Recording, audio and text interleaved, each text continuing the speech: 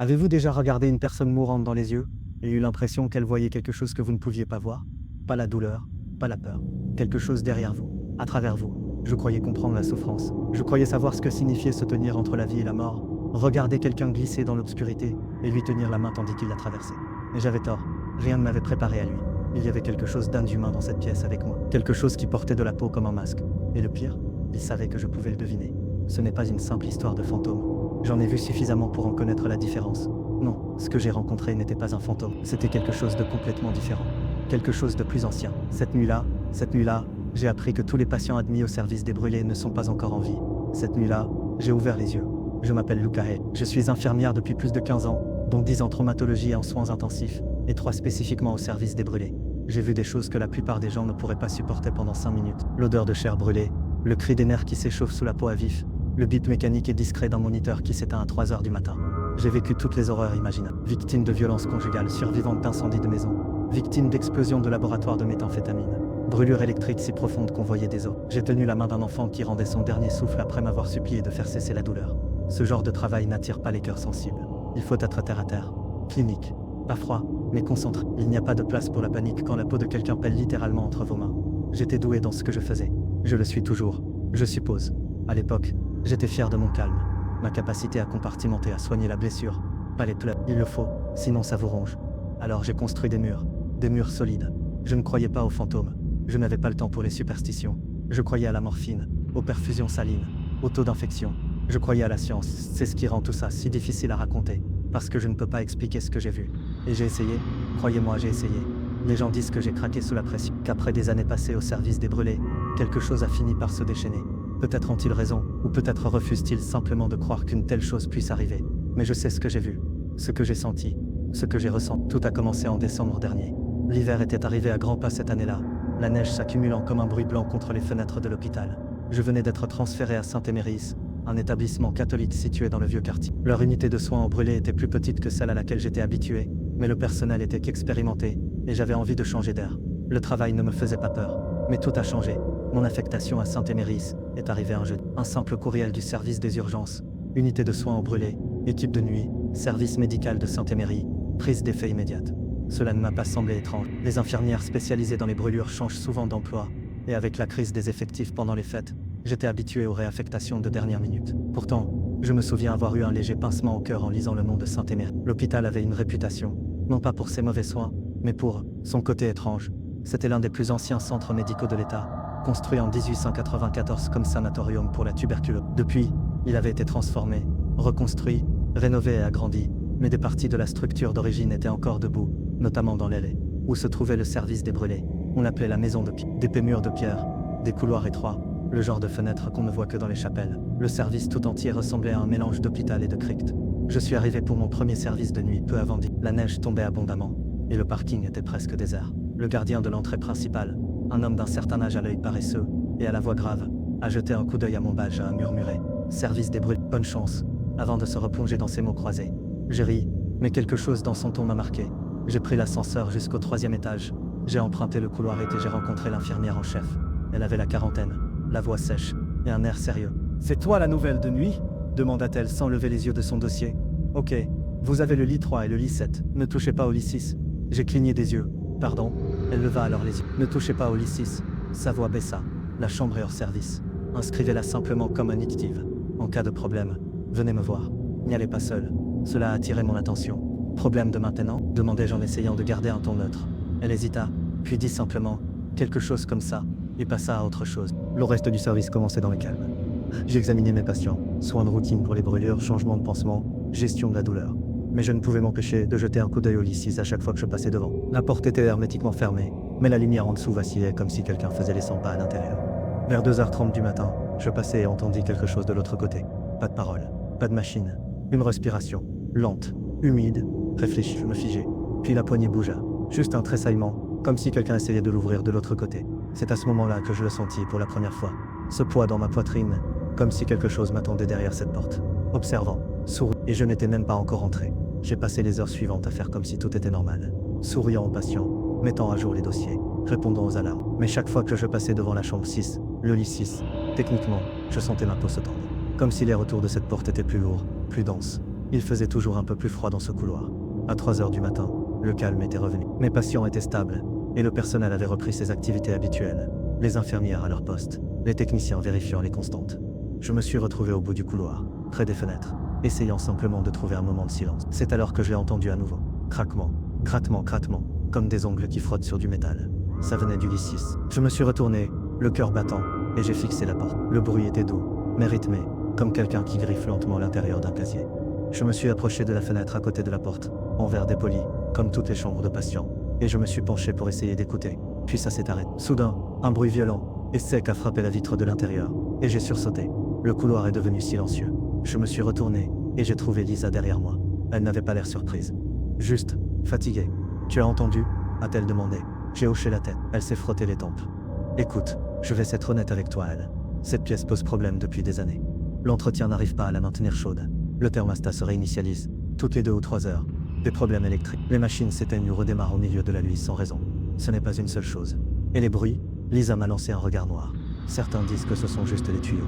D'autres disent que c'est autre chose. Peu importe. On garde la porte fermée. Et on n'y met pas de patients, sauf si on y est obligé. Mais elle n'est pas vide maintenant, n'est-ce pas? Elle ne répondit pas. Elle s'éloigna simplement.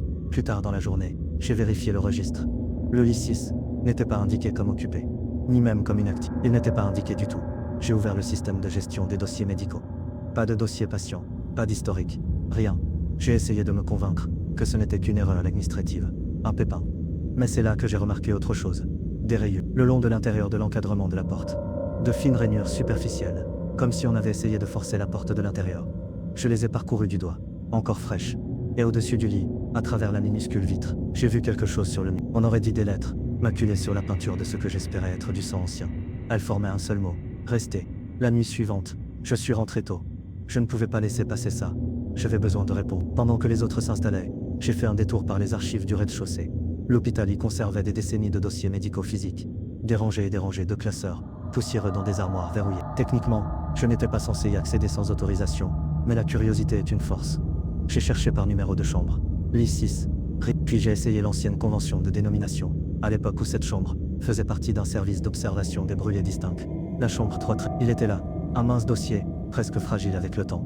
Pas de dossier électronique, pas de tissier de sauvegarde. Le patient s'appelait Andrew Calder. Admis en mine, grave brûlure au 3e degré sur 80% du corps, suite à un incendie chimique dans une usine textile. Il a été placé en isolement, pour risque d'infection. Mais les notes, elles ne se lisaient pas comme des rapports médicaux classiques. Le patient se plaint de chuchotements persistants la nuit, refuse la morphine, prétend qu'elle nourrit la chose qui est en lui. Sécurité requise après que le patient s'est gravé des symboles dans la peau à l'aide d'un clip de sonde d'alimentation. La dernière entrée, datée du 3 avril 1900, patient déclaré décédé à 3h17 du matin. Les signes vitaux ont disparu, mais le corps reste chaud. Pas de lividité après 12 heures. Le médecin a demandé une autopsie, mais la famille est intervenue. Le corps est retiré du registre. Aucun formulaire de sortie n'a été déposé. Pas d'enterrement, pas de documentation, pas de décès officiel. De retour à l'étage, je n'arrivais pas à oublier ce que j'avais lu. Je me tenais à nouveau devant le lit 6, les yeux fixés sur la porte. C'est là que je l'ai vue. Une femme d'une 60aine d'années, frêle, debout près des distributeurs automatiques. Je ne l'avais pas vue entrer. Elle tenait un dossier serré contre sa poitrine. « Vous êtes la nouvelle infirmière de nuit, n'est-ce pas ?» a-t-elle demandé. J'ai hoché la tête lentement. « Je travaillais ici, dit-elle. Il y a longtemps, je m'appelle Martha.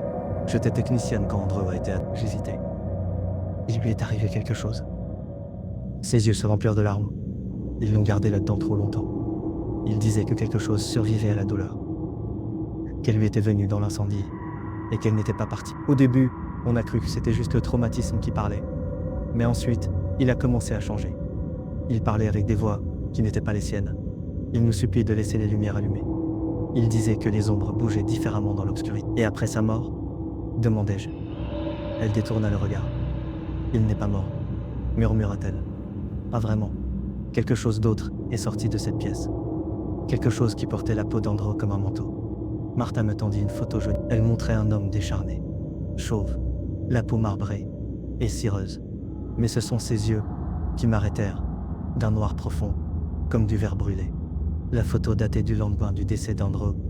Il faut faire attention, dit-elle. Si vous l'entendez respirer, c'est qu'il connaît votre nom. À la fin du service, je savais que je ne pouvais plus me taire. J'ai imprimé des copies des documents trouvés aux archives, scanné le dossier d'Andrew Calder et photographié les rayures et les symboles sur le mur derrière le lit. J'ai même enregistré les légers tapotements que j'entendais à nouveau, réguliers, méthodiques, comme des doigts qui tambourinent sous le sol. Puis j'ai passé un appel. Un ami à moi, Luis Mendez, travaille en freelance pour un podcast d'investigation locale. Il a enquêté sur tout, des dissimulations d'incidents dans les hôpitaux aux scènes de crimes hantés. Il n'était pas policier, mais il savait comment débusquer les preuves. Nous nous sommes rencontrés dans ma voiture juste après le lever du soleil. Je lui ai tendu le dossier et les photos. Il les a feuilletés lentement. « Tu es sûr de vouloir que j'enquête ?» ?»« Oui. » Et je dis « Mais fais-le discrètement. Je ne veux pas que l'hôpital le ferme. » Il hoqua la tête, et je rentrai chez moi, avec l'impression d'avoir franchi une ligne invisible. Cette nuit-là, la situation s'envenima. Vers 1h du matin, le service des brûlés fut confiné. Code gris, personne non autorisée signalée à l'intérieur du bâtiment. Mais lorsque la sécurité fit son ratissage, elle ne trouva personne. Aucun signe d'effraction, aucune alarme ne se déclencha. Sauf que, sur l'écran du poste des infirmières, nous aperçûmes quelqu'un marcher dans le couloirette, lentement, par saccades, comme si ses articulations ne bougeaient pas correctement. Il s'arrêta devant le lit 6 et disparut. L'enregistrement fut corrompu quelques secondes plus tard. J'ai confronté Lisa. Je lui ai tout raconté. Les dossiers, la photo, les images du couloir. Elle ne nie rien. Au lieu de cela, elle soupira et me conduisit dans un placard fermé à clé derrière le poste des infirmiers. À l'intérieur se trouvaient 3 vieilles boîtes. Elle en ouvrit une. C'était plein de rapports d'incidents, non officiels. Toutes les infirmières qui travaillent ici depuis assez longtemps ont vu quelque chose, dit-elle. Mais l'administration ne nous laisse pas les classer par les voies habituelles. On dirait qu'ils ont peur de la publicité. J'ai feuilleté les rapports. Écritures différentes, années différentes. Même chambre, moniteur de chevet, ligne fixe, puis pic, puis à nouveau fixe, sans patient connecté. Le patient hurlait que la chose derrière le mur lui entrait dans la bouche pendant son sommeil. Aucune constante, peau froide. Puis soudain, il respira d'eau. Luis m'a appelé 2 jours plus tard. Il y a autre chose, a-t-il dit. Calder n'était pas le premier. J'ai retrouvé de vieux rapports des années 1960. Même chambre, nom différent. Avant sa modernisation, l'infirmerie servait aux quarantaines. Un garçon a brûlé vif, dans cette chambre, enfermé lors d'un incendie. A-t-il survécu? Non, dit Luis. Mais vu la façon dont ils ont retrouvé son corps, on aurait dit qu'il avait ouvert la porte de l'intérieur. Et la porte n'était pas inifugée à l'époque. Non. C'est là que j'ai compris quelque chose. Andro Calder n'avait pas apporté la chose. Il l'avait trouvée là. Et elle est restée. J'ai commencé à faire des rêves. Pas ceux qui s'estompent quand l'alarme se déclenche. Mais des rêves, épais et étouffants qui m'enveloppaient comme une odeur d'infection. Dans chacun d'eux, je me trouvais dans cette chambre. La chambre, les lumières clignotaient. Les machines émettaient des bips rythmiques qui semblaient intentionnels, comme du morse. Et il y avait toujours quelqu'un dans le lit, recouvert de gaz, respirant par des poumons calcinés. Mais quand je m'approchais, la silhouette dans le lit ouvrait les yeux. C'étaient les miens. Je me regardais. Après une semaine de ces rêves, j'ai complètement arrêté de dormir. J'ai commencé à faire des heures supplémentaires, juste pour éviter de fermer les yeux. Mais ça n'arrangeait rien. Quelle que soit cette chose, elle ne hantait plus seulement cette pièce. Elle m'avait suivi jusque chez moi. J'ai trouvé des traces de brûlures sur le miroir de ma salle de bain, de petites empreintes de mains noircies que je n'avais pas laissées. Mon chien refusait d'entrer dans ma chambre. Une nuit, je me suis réveillé avec une odeur de fumée, et j'ai trouvé mon couloir rempli de buée, froide et huileuse, sans source. Quelque chose avait dépassé les bords, et je crois qu'elle attendait quelqu'un comme moi, quelqu'un qui ne pouvait pas détourner le regard. Je n'étais plus seulement une infirmière, plus seulement une témoin. J'étais devenu une participante. Voyez-vous, il y a un moment en traumatologie où l'on cesse d'être clinique, où l'on cesse de soigner la blessure et où l'on commence à la ressentir. C'est de cela que cette chose se nourrissait. La souffrance n'était pas son résidu. C'était sa monnaie d'échange. Elle portait la douleur humaine, comme un vêtement. Elle s'en nourrissait. Elle en devenait plus forte. Je me suis demandé si c'était pour cela que Calder avait survécu si longtemps. Il ne guérissait pas. Il était usé, creusé pour laisser place à autre chose. J'ai même commencé à douter de mes souvenirs. Cette porte était-elle toujours fermée? Avais-je vraiment vu ces griffures? Je retournais, et elles avaient disparu, pour réapparaître le lendemain. Parfois, je passais devant le lit 6 et j'apercevais du coin de l'œil un mouvement, une silhouette allongée sous le drap, trop immobile, avec une faible lueur rouge pulsant là où le cœur aurait dû être. L'hôpital ne m'a pas cru, bien sûr. Quand j'ai finalement pris la parole, ils m'ont proposé quelques jours de congé administratif, une consultation psychologique. Quelqu'un m'a discrètement demandé si j'avais utilisé le fentanyl, mais ce n'était pas de la drogue. C'était une présence, et je ne pouvais m'empêcher de penser que cela ne nous hantait pas seulement. Cela nous étudiait, apprenait à nous manipuler. C'est alors que j'ai posé la question que j'évitais depuis la première nuit. Était-ce surnaturel? Ou était-ce la voix des morts, hurlant à travers les couches de l'histoire, suppliant quelqu'un, n'importe qui, d'enfin m'écouter? J'ai été muté 2 semaines plus tard, Pas de cérémonie, pas d'annonce. Juste une ligne discrète dans un courriel du personnel. Luc Archel a été réaffecté au service de chirurgie générale, avec effet immédiat. Je n'ai pas protesté, je n'ai même pas plié bagage. Je suis juste parti un soir et je ne suis jamais revenu. Mais même maintenant, il m'arrive de me réveiller en sueur froide, certain d'avoir entendu à nouveau ce souffle. J'ai déménagé à l'autre bout de la ville. J'ai changé de numéro. J'ai un chien, un gros chien cette fois, qui aboie méchamment. Je pensais pouvoir tout recommencer, que c'était peut-être juste le stress, l'épuisement professionnel, une longue série de gardes de nuit qui finissent par me rattraper. Mais travailler avec les mourants a quelque chose de transformant. On commence à ressentir des choses inexplicables. Les poches de froid dans une pièce chaude, la façon dont le temps semble se courber autour de certains lits, la façon dont certains patients fixent le plafond, non pas par douleur, ni par peur, mais par reconnaissance. Comme s'ils avaient vu ce qui les attend, et que cela se retourne. Je vois encore ces signes parfois, dans d'autres services, d'autres hôpitaux, des patients qui se plaignent, de voix dans des chambres vides, des lumières qui vacillent quand personne ne regarde, des alarmes qui se déclenchent sans passion. Et toujours au bord du service, un lit dont personne ne veut parler. Je ne prétends plus comprendre. C'est peut-être surnaturel. Peut-être s'agit-il d'un résidu psychique, une douleur si profondément ancrée dans les murs qu'elle se met à paraître. Ou peut-être est-ce quelque chose de plus ancien que tout cela, quelque chose qui est apparu bien avant la médecine, quelque chose qui suit la souffrance, depuis la nuit des temps, se nourrissant de notre agonie, se cachant derrière notre science, attendant que nous détournions le regard. Mais je ne détourne plus le regard. J'ai changé. Je ne suis plus la professionnelle calme et clinique d'avant. Je ne suis plus l'infirmière qui souriait en nettoyant des brûlures au 3e degré. Maintenant, j'écoute le silence, les grattements, les murmures entre deux respirations, parce que je crois que ces voix méritent d'être entendues, pas seulement pour elles, mais pour nous. Elles sont un avertissement. Et si nous continuons à les ignorer, un jour nous ne ferons plus la différence entre les vivants et les morts. Cela fait 9 mois que j'ai quitté Saint-Emery. Parfois, je pense à y retourner, juste pour voir si la chambre 6 est toujours fermée. Mais je n'y pense jamais. Il y a quelque chose dans cet endroit. Ça vous change, pas d'un seul coup, mais lentement, comme une ombre qui rampe derrière vous et qui ne se révèle que lorsque vous vous arrêtez de bouger. Avant, je croyais au protocole, à la procédure, aux preuves. Maintenant, je crois au schéma, et à la douleur qui ne meurt pas. Je tiens un journal depuis, pas pour la thérapie, juste pour noter. Nom, heure, température. J'ai suivi des anomalies dans 3 hôpitaux différents, des incidents similaires, des patients assignés à certaines chambres, rapportant des visions identiques, des symboles gravés sur les cadres de lit, des trous de mémoire qui durent exactement 3 minutes et 17 secondes. 3 heures.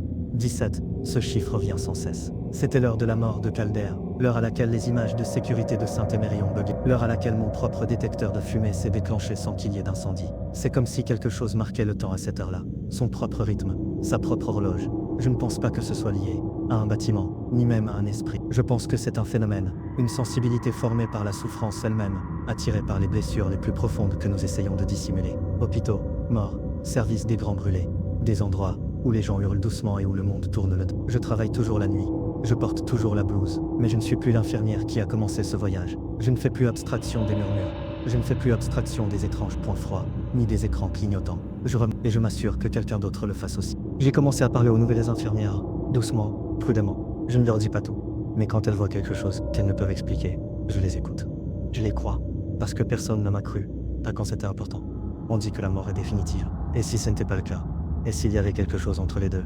Quelque chose qui prospère là où la mort rencontre le déni. Quelque chose qui survit dans les lits oubliés, les recoins non balayés des soins intensifs, les portes verrouillées que nous cessons de questionner.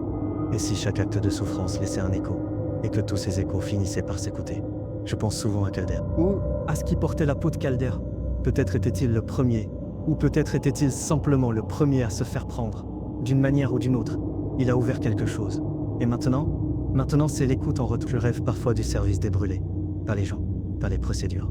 Juste le silence. Ce silence épais, ce silence d'attente, qui emplit une pièce après qu'un cri a été interrompu. Comme si les murs eux-mêmes retenaient leur souffle. Comme s'ils se souvenaient. Dans le rêve, je passe devant le lit. Mais cette fois, la porte est ouverte. Et à l'intérieur, il n'y a pas de patient. Seulement une forme, carbonisée et noircie, debout au pied du lit. Je ne vois pas de visage. Juste de la fumée qui s'élève en volute là où devraient se trouver ses yeux. Il ne bouge pas. Il ne parle pas. Mais je le sens m'observer. À chaque fois, je me réveille en étouffant. Pas de peur. Pas même à cause de la fumée. Mais du sentiment d'avoir ramené quelque chose avec moi. Il y a une chambre dans chaque hôpital. Parfois fermée. Parfois ouverte. Parfois camouflée en placard. Ou étiquetée. En rénovation. Mais vous le saurez. Dès que vous passerez, vous ressentirez cette même pression sur votre poitrine. Cette même baisse de température. Ce murmure à la limite de votre oui que vous n'arrivez pas à traduire. Si vous le ressentez, ne l'ignorez pas. Ne l'ignorez pas comme je l'ai fait. Car une fois qu'il vous remarque, il n'oublie pas. Je pensais que mon travail consistait à soigner les gens, à nettoyer les blessures, à atténuer la souffrance, à les aider à quitter l'hôpital un peu plus entier qu'à leur arrive. Mais maintenant, je comprends. Certaines blessures ne sont pas sur le corps, certains patients ne partent pas, et certaines choses, quelles qu'elles soient, ne cherchent pas à guérir. Ils veulent juste que quelqu'un les voie, que quelqu'un les reconnaisse. Car c'était bien ça, au final. Pas une hantise, une reconnaissance, un lieu où la souffrance est devenue sensible. Et j'ai eu la bêtise de la regarder droit, dans les yeux.